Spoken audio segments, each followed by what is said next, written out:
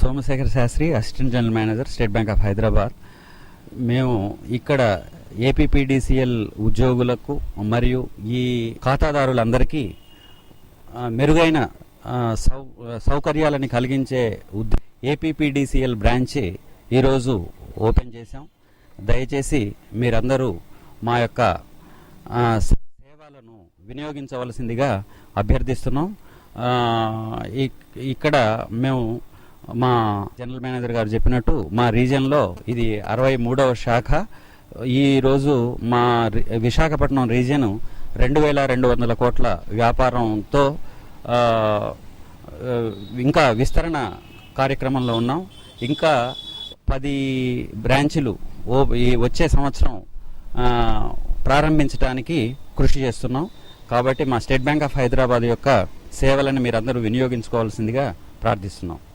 కృతజ్ఞతలు.